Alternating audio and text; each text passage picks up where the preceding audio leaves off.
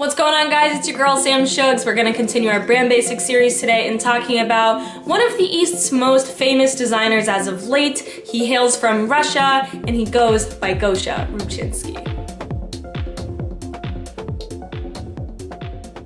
So who is Gosha? I know you've seen it plastered alongside Adidas logos all over the place. You see tracksuits of it, you see his sneakers, and it's something that you might not understand, A, because it's a completely different language and completely different characters, and B, haven't learned very much about or heard very much about. So that's my job. I'm gonna come in today, I'm gonna tell you a lot about this designer who goes way beyond that definition. Not only does he design clothing, but he's also just a fanatic for creating things. When it comes down to photography, he's excellent, and in film interpretation of culture and society as well. So he's very multifaceted, and that's what makes him such a powerhouse that a lot of people within the industry see him as. But going back before what he's known for today, we're gonna just do a little bit of basics as to who he is as a human being. So he was born in 1984 in Moscow, Russia, making him 33 years old, and he went to university at Moscow College of Technology and Design. Other than that, he doesn't have any classics training in something that would then lend a helping hand into his art career, because at his time in college he dabbled a little bit in photography and always thought about pursuing something in fashion, but he never really took it super seriously, considering that Russia is very isolated creatively.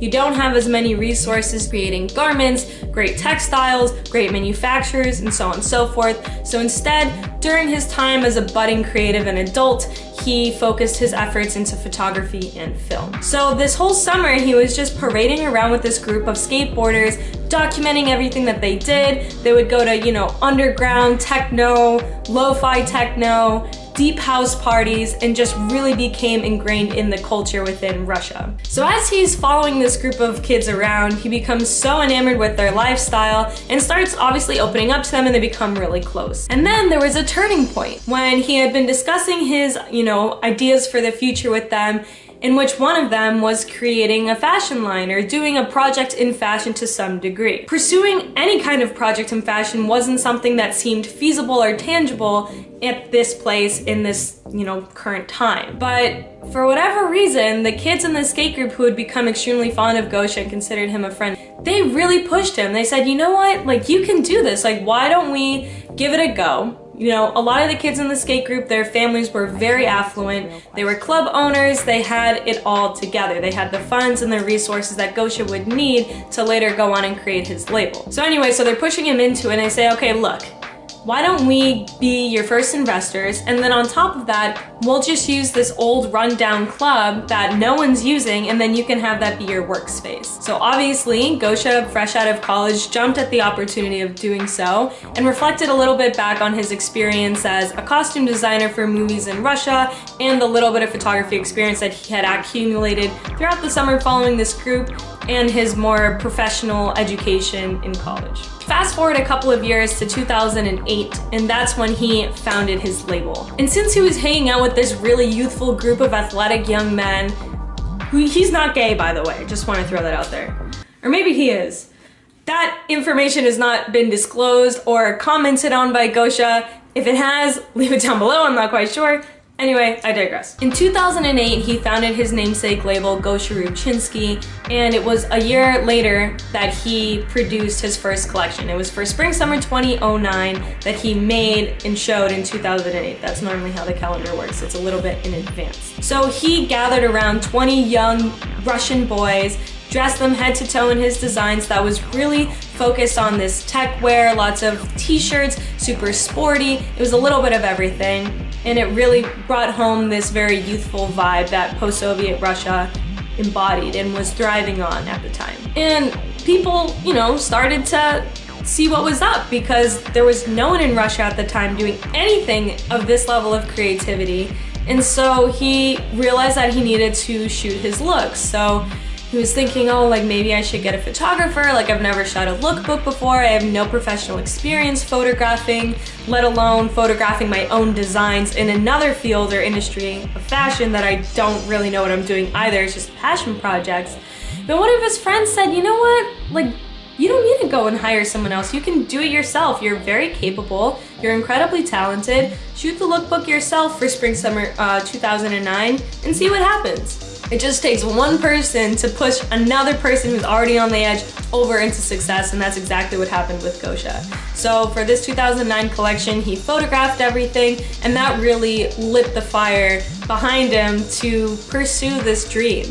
And it really came to light. You know, he started doing a lot of photography and film projects around these larger fashion collections that he was starting to produce, and it took off. People really started to take notice of him. And then for fall/winter 2009, his second collection was titled Growing and Expanding, and he showcased that in this Orthodox church turned gym. So again, you have that really energetic, youthful vibe in his clothing that was also represented in the environment that he displayed his collection. And the third collection that he produced was called The Dawn. The sunrise is not far behind the mountains. So this really ties into this very rural landscape within the mountains that inspired Gosha to do this next collection for spring/summer 2010, and it was multifaceted in terms of how he presented the collection, which was done in 3 parts.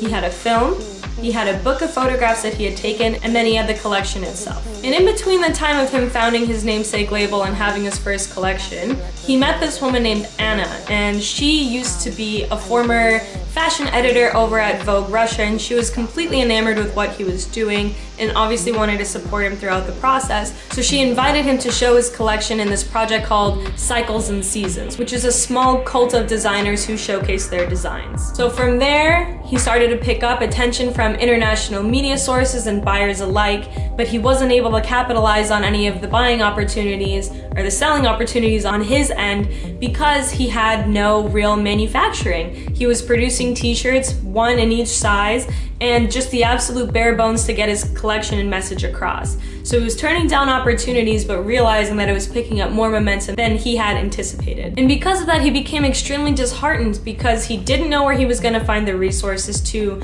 find an actual manufacturer that would be able to produce mass quantities of his designs, find the resources and capital to be able to fund that venture, and produce on such a scale that he would be able to sell his product wholesale or otherwise to buyers wanting to sell his clothes in their stores. So this led him into a little bit of a downward spiral. So he took a little bit of a hiatus for about a year in 2011, and he was really focusing on his efforts with photography and film. So it was during this time where he was taking a hiatus from fashion and focusing on his project called Transfiguration that he met a very pivotal person in his career. So remember Anna, the woman who introduced him to a whole bunch of people and invited him to show in Cycle and Seasons? Well, she comes back. She introduces him to the president of Comme des Garçons, Mr. Adrian Joff, and he is the one that really took Gosha under his wing and made him the success that he is today. So Adrian had been visiting Russia for years on end, and he didn't exactly know why. He just knew that there was this energy pulsating from the streets, and he was so drawn to it that he would go even if there was no business to be done there. But until he had met Gosha, he was constantly just going for pleasure, and then when he met him, he found, oh my god, this is the guy that I've been looking for. This is the spirit of Russia embodied in clothing, and I'm ready to take this kid to the next level. After he got introduced to Gosha, he obviously wanted to put in a buy for his collections, and Gosha, being as starstruck as he was, obviously agreed. And during this time of producing this collection for CDG in Dover Street Market, he got completely wiped out financially because he had to find manufacturers, he had to source materials, he had to really put the operations of his project on a bigger scale, and he had to look to Serbia in order to manufacture it. And by doing all of these little things and trying to source it as quickly and economically as possible, landed him in debt. Yeah, it didn't even make him any money. He literally lost money on doing this project for CDG. So when Adrian received the collection, he talks with Gosha yet again, and he wants to place another order. Gosha says, yo, I just can't. I can't do it. I literally lost money doing this project, and I just can't handle dealing with Serbia anymore. Like, it's not being produced in an efficient way. So Adrian looks at him and he says, well, why don't you let me produce it? Like, I will produce it, I will sell it, you just design. And so this was the moment that Gosha didn't even know that he was waiting for. And he obviously said yes. So then, in 2012, Gosha Rubchinskiy became acquired or brought under the wing of Comme des Garçons and is completely operated by them on the business side of things, and Gosha just continues to pursue his creative spirit in designing the collections. And it was by going under the wing of Comme des Garçons that Gosha really started to understand the business of fashion. He understand what it took to sell a collection, to make a collection, the pieces that were needed, because CDG laid it out very loosely for him, but indeed they made a structure for him, like a certain number of pants, certain number of tops, certain number of jackets, and so on and so forth. So Gosha really is learning every single day and learns a lot more about his own label and, again, business of fashion in general by being with the company. But that doesn't stop or inhibit him from doing things creatively outside of that definitely do translate into sales or into a really, really in-depth world and vision of post-Soviet Union Russia and this culture that has arisen after the Iron Curtain has fallen. And what I mean by that is he does clothing, he does photography, he does film, and people call him a fashion designer, but he's so much more than that. His aim is to share his story, just like the rest of us, as to where he's from, what he's done in his life, where he's been, and what he's experienced. And all of that happens to be in Russia, but that's not his sole purpose, as he's admitted. While he does draw on a lot of those references and experiences, and that's why he seems like such a strong voice for Russia, which he is, but his collections, he wants them to speak about his current situation, whether it's nostalgic or forward-thinking, whether it's on a topic that's exclusive to Russia or on a topic that involves the rest of the world. And this kind of ties into something that Gosha said as well.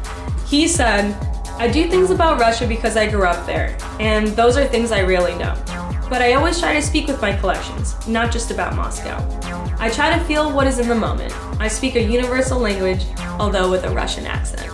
He is a true designer and a true creative voice that goes far beyond the imagination of a simple definition of what a designer is. So by doing all three of these different mediums, he creates this story and this world of what it means to be a young man in post-Soviet Russia and what that looks like for the future of Russian youth. And Adrian agrees. He says that the reason that Gosha is so successful is because there's a very clear vision. And he even compared the label to Supreme, which obviously we all know and love to a degree, if not love-hate. And the reason why we love-hate it is because it's making a bunch of money, and that might be a downside because it's all over the place, but we love it because it's so strong in storytelling and there's a clear origin of thought, right? It's not just one thing, it's a point of view, and there's a story that's being told every season in every collection. And that's the skate culture in New York or LA or in the United States in general. Whereas with Gosha, it's about the youth and this lo-fi techno scene and this aspiration to be something greater and to be heard. And people will say, oh, well, you know, the guy, he just designs t-shirts and it doesn't take creative genius to do that. But I happen to disagree. It doesn't have to be creative genius in creating a new shape or a new silhouette. It could be creative genius in the fact that he's delivering a message to you in a way that you may not have understood or been delivered before. And for that, he is someone who is looked up to, at least on my end, because he's doing something that I envision myself doing for all of you and also for myself. There are stories to be told and they need to be told. And whatever medium you feel comfortable doing that in, you should just do it. And a lot of his friends talk to Gosha the way that I'm talking with you now. It's about being pushed to go out of your comfort zone and do something different and take a chance on it, because you never know what'll work. A lot of things don't work, but there's always one that really does. And then you just continue to go with it. And that's what made him so successful. So yes, he sells t-shirts. Yes, he sells accessories and bags and little things. But it's because he sells those things that he's able to deliver his message so strongly. By wearing the logo, by sporting the backpack, by flexing the hat. All of these little things just go to show that you're part of a community, and that community has very similar values and beliefs, and that's what makes it so enticing. That's why everyone buys Supreme, that's why everyone buys Gosha, and there's nothing wrong with that. As long as you're doing it because you genuinely like to do it and you genuinely believe in the story or the message, you're Gucci, you're good to go. But if you don't, and if you're just buying for the sake of buying, then you're just contributing to consumerism, and that's no fun either, because then you're just telling someone else's story which is one that you might not even believe in, and then you just look like a dumb hype kid. Please don't be a dumb hype kid. At least educate yourself, and then you'll be able to make a little bit more knowledgeable decisions as to what you put your $35 to or your $100. I love that there is so much more to being a creative this day and age than there has ever been. And the same thing goes for Virgil from Off-White.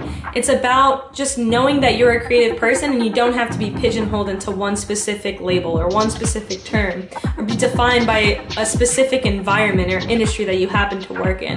Dabble in a lot of different things, and you can always lace them together if there's enough overlap, and that creates really, truly compelling storytelling. So in addition to the t-shirts that he's really known for, he's also known for his accessories like his bags, his footwear, and his small little knickknacks here and there. And with that, it links really nicely into his collaborations list as well. He's worked with Vans, Superga, Reebok, Adidas most newly and noteworthy, and Super as well for this really sick collection of glasses that he just released for Spring Summer 2018. And with these collaborations, I mean, I've talked about it a little bit before with Virgil, and Sarah Endelman from Colette did that beautifully as well, but collaborating is key. By being able to utilize and access the resources and production means of other companies, you're able to increase your scope and reach in terms of audience, and also just do something dope that you wouldn't be able to do before. So those collaborations were really well done for Gosha and continue to be huge selling points for his brand and his offerings to this day. So much so that he actually walked in Vetements Spring Summer 2016 line for Demna, and he was wearing this like DHL t-shirt, which I thought was super sick, but it just goes to show that collaborating is key. He did this collaboration because he actually works with the stylist Loda Volkova Adam, the same as Demna. So I guess it was kind of just like paying homage to Loda, and then he walked in the Vetements runway show, which is a fun little collaboration that he did on the side. And with that, I wrap up Mr. Gosha Rubchinskiy. Go ahead and leave a comment down below if you have any other brands that you want me to talk about, or if you have anything you want to say about Mr. Rubchinskiy, by all means. I'm also going to leave some links down below to some really amazing articles and videos that I've found. Happy to always deliver those resources to you guys too. Subscribe to my channel for more videos on some other phenomenal brands and designers that you are definitely interested in, and I'll see you back here next time. Alright, Sugar Woman out.